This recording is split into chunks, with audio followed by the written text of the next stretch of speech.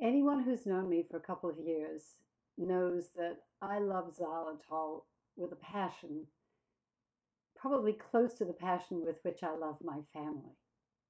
So earlier this week, when xylitol took a punch in the nose in an article that came out and that was then distributed widely in the media, this was a bit like punching me in the nose. And when you punch grandmas in the nose, you usually get a response, which is why Grandma Zelly is here today to reply to those people who wrote such a misleading article, whether purposefully or because they have no knowledge base, or perhaps they didn't want to gather knowledge base before they wrote the article. And this is something that we will link you to on our website so that you can read the article if you'd like to. And follow me as quickly. I'm going to try and cover this as quickly as I can, not to make it too complicated, but just to let you know that media headlines, really, particularly of scientific studies, in my opinion, should be policed. Because we all know people read two or three words of an article and they don't read the whole thing. They certainly don't sit down and study it. So the headlines have tremendous power. Now, the article that I'm referring to was on Yahoo. It was in various media outlets, and it talks about a new study. There hasn't been a new study on xylitol. What happened recently was that a group of scientists called the Cochrane Collaboration in United Kingdom, and they are very impartial, very good scientists, took a look at xylitol. I don't know if they were asked to take a look or whether it was something they just decided to do, but they looked at xylitol and tried to figure out if the studies that have been done on xylitol actually proved xylitol prevented cavities. Because it didn't, the headline was New Study Calls Xylitol into Question. Okay? Well, follow me now and at the end of the article, they questioned whether xylitol was any good. Follow me as we go through looking at what evidence-based review is, and I'll try and keep it simple. And let's look at the truth and see what you think. Let you decide for yourself. So, one of the things we all know, everybody in the xylitol game knows that, and any dentist knows, really, if they know anything about research, that it is impossible to prove anything prevents cavities. The reason is that you have to have a uniform study group. So you have to have, for example, a class of children who are all in the same area that have the same water supply in case one had fluoride and one didn't, and they would have to brush their teeth and have similar oral hygiene patterns. And these are things called confounding factors. And you'd have to get rid of those factors so that you end up with a group where you could analyze giving them product whether or not they got cavities. And we can't ever prove tooth decay because one of the things we'd have to do is give one of the groups sugar, which is the way we know we can create cavities. And it would be unethical to do that. So that's the first reason that any study that tries to compare and contrast with showing that cavities can be prevented cannot ever be a strong study. The second group would have xylitol gum and be compared with, ideally, the sugar group, but you would have to have a third group that had no sugar of any kind. We know that sorbitol has an effect, somewhat preventive and somewhat carcinogenic, so it would be difficult. I'm not sure what sugar you would use. So really, you'd probably have to use nothing. So your chewing gum would taste of nothing. One would be with sugar, both of which are unacceptable. And then you'd have to prove that the people in the class didn't share or exchange what they were eating. Altogether, there is no real way to prove any product or flossing or brushing or anything prevents cavities.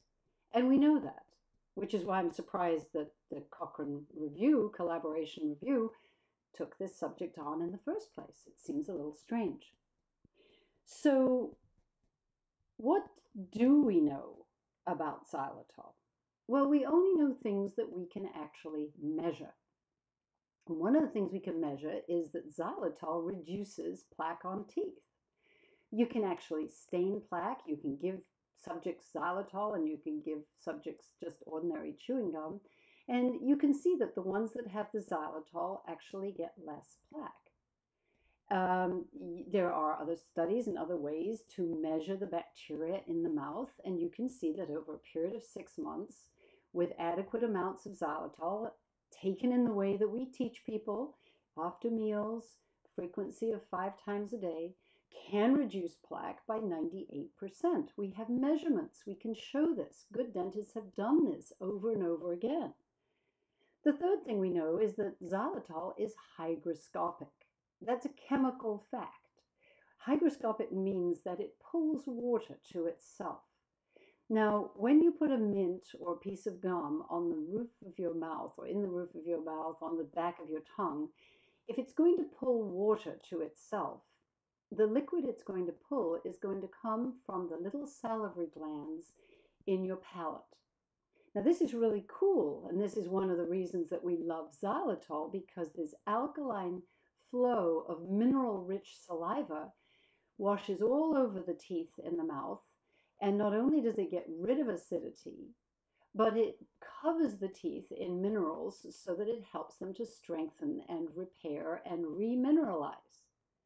So not only does xylitol combat damage, and you can measure, anyone who's met me in the store doing a demonstration on xylitol or talking about xylitol has probably seen me do a pH test.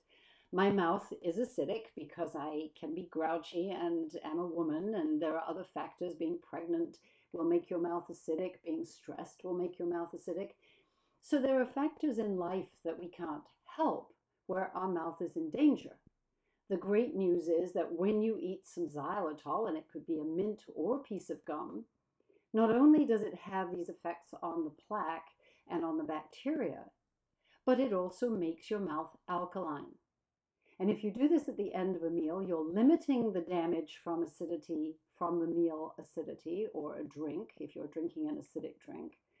And you're soaking your teeth in something to repair and remineralize them. It's fact. We can show it. We can feel it. We can do this little test at home by ourselves just to prove it happens. So those are measurable facts. And what we have known for decades is this sort of amazing piece of information they pulled out of the article, that fluoride and xylitol actually work synergistically. That means they work together. They enhance one another. And this is why if you put xylitol in a program of oral care, as I recommend to people with damaged teeth, that they rinse with a xylitol, with a fluoride rinse, and they have xylitol during the day, they will end up with a terrific response. These researchers found that if you add xylitol to a fluoride toothpaste, which is a study that you can do because you can easily get a group and randomly double blind, and this can be a good study design with toothpaste. It's an easier one to prove. They showed a 13% reduction in tooth decay. And I think that's admirable, and I think that's exciting. And I'm sure that one of the big toothpaste manufacturers will shortly come out with a toothpaste that actually is sweetened with xylitol, hopefully enough to make a difference.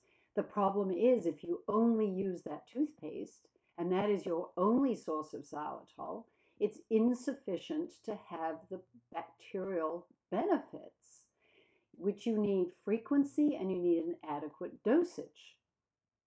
And as I say, we have been talking about this for years, and I would have been happy to help Jenna Birch, who wrote the Yahoo article, know a little bit more about this had she called me.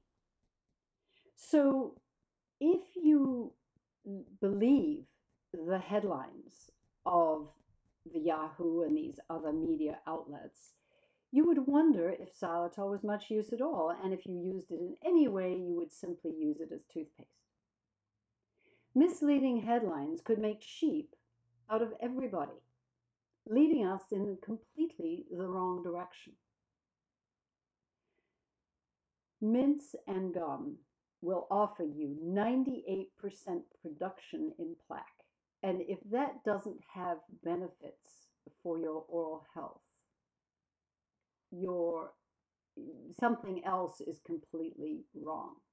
So I would suggest that you take the media headlines that we somehow lodge a complaint, because to me this is harmful to the public's health. And remember that if you use xylitol before the eruption of teeth, you can limit the transmission either from mother to child or from tooth to tooth. Using xylitol before the eruption of permanent teeth is an incredibly important time to use xylitol. And you will see long-term benefits and be able to sidestep a lot of the treatment that goes on today in dentistry. So let's look closely at results, and let's look at science, and let's ask somebody to help us police media scientific headlines.